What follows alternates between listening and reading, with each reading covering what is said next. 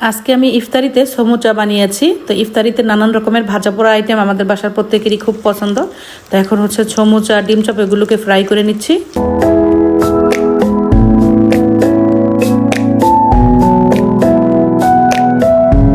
Hello guys, আসসালামু আলাইকুম। সবাই কেমন আছেন?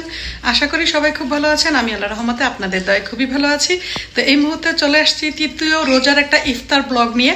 তো আজকে আমি তৃতীয় রোজা উপলক্ষে কি কি আইটেম তৈরি করতেছি সেটাই একটি ছোট্ট ব্লগের মাধ্যমে তোমাদের সাথে শেয়ার করব। তো দেখতে থাকো আমার আজকের এই ছোট্ট ব্লগটি, আশা করি তোমাদের কাছে ভালো লাগবে। তো প্রথমেই আমি নিয়েছি মিষ্টি কুমড়া। এটা হচ্ছে সেহরির জন্য ভাজি করব। তো এটা হচ্ছে আমাদের নিজেদের গাছের মিষ্টি কুমড়া। এবছর সামারে আমাদের ছোট্ট বাগানে অনেক মিষ্টি কুমড়া হয়েছিল, সেখান থেকে আমি 10-12টার মতো রেখে দিয়েছি।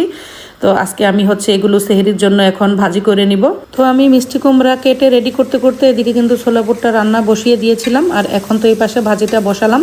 রান্না করার সময় এতই ব্যস্ত থাকি যে A to Z পুরো রান্নাটা আমার দেখানো পসিবল হয় না। তো আমি রান্না শেষে কি কি রান্না করলাম সেটাই সংক্ষেপে তোমাদের সাথে শেয়ার করব। তো আমার হচ্ছে ভাজি, ছোলা বুট এগুলো রান্না কমপ্লিট। এদিকে খেজুরও ধুয়ে ক্লিন করে নিয়েছি। তো এখন হচ্ছে বিকেলের নাস্তার আইটেমগুলো আমি রেডি করে নিব। তো আজকে আমি হচ্ছে সমুচা বানাবো, তার জন্য এখানে আমি 5টা রুটি বেলে নিয়েছি। এখন হচ্ছে 5টা রুটিকে তেল আর ময়দা দিয়ে আমি একসাথে বেলে নিয়ে এখন হালকা করে একটু ফ্রাই করে নিচ্ছি। রুটিগুলো আমার হালকা করে ফ্রাই করা কমপ্লিট হয়ে গেছে। এখন একটা একটা করে আমি 5টা রুটিকে আলাদা করে নেব। 5টা রুটিকেই আমি আলাদা করে একটা চালনির উপরে রেখেছি। এখন এগুলো শেপ অনুযায়ী কেটে নিব।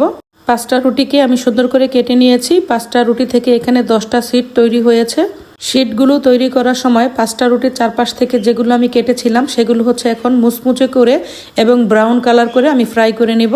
আমার কিন্তু ফ্রাই করা কমপ্লিট হয়ে গেছে। খুব সুন্দর একটা ব্রাউন কালার করে মুচমুচে করে আমি এগুলো ফ্রাই করেছি। এখন হচ্ছে একটা পুর বানাবো। আমি এখানে চিকেনগুলো সেদ্ধ করে ঝুরা করে রেখেছিলাম, সেগুলো পেঁয়াজের ভিতরে দিয়ে দিব।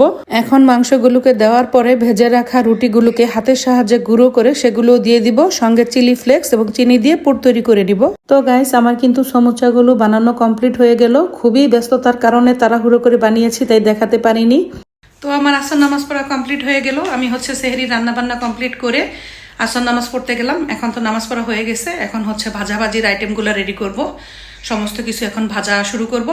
তারপর তো আবার হচ্ছে টেবিলে সব সাজাতে হবে। তো শুরু করি।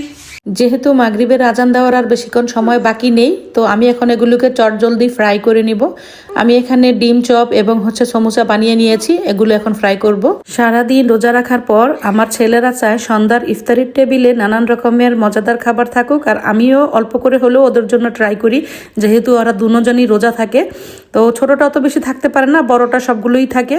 আর আমিও চাই সারাদিন পর রোজা রেখে আমার ছেলেরা ভালো মন্দ কিছু খাক, তাই আমি প্রতিদিনই কিছু না কিছু তৈরি করার চেষ্টা করি। তো এই যে তোমাদের সঙ্গে কথা বলতে বলতে আমার কিন্তু সমুচা ভাজা কিন্তু প্রায় শেষের দিকে, আর অল্প কয়টা আছে। আমার কিন্তু সমুচা ভাজা কমপ্লিট। এখন হচ্ছে আমি ডিম চপগুলোকে ফ্রাই করে নিব। তো আজকের ইফতারিতে ভাজা পড়ার আইটেম বলতে শুধু সমুচা, ডিম চপ আছে, আর পেঁয়াজুটা আমার হাজব্যান্ড এসে বানাবে। কারণ প্রতিদিনই আমি বাসায় ফারিস্তাকে নিয়ে একা একা ইফতার বানাই। তো লাস্টের দিকে সে যখন কাজে থেকে ফিরে পেঁয়াজুটা সে বানায়। তো তোমাদের সঙ্গে কথা বলতে বলতে আমার হাজব্যান্ড চলে আসছে। তো সে এসে ফ্রেশ হলো, তারপরে নামাজ পড়লো। এখন সে পেঁয়াজু ভাজতে চলে এসেছে। তো প্রতিদিনই আমি বাসায় একা একা ইফতার বানাই, তবে লাস্টে যেগুলো থাকে সে এসে সেগুলোকে আমাকে হাতে হাতে হেল্প করে দেয়। তো সে পেঁয়াজুগুলো ভাজতে ভাজতে আমি কিন্তু ইফতারিগুলো টেবিলে সাজিয়ে নিয়েছি।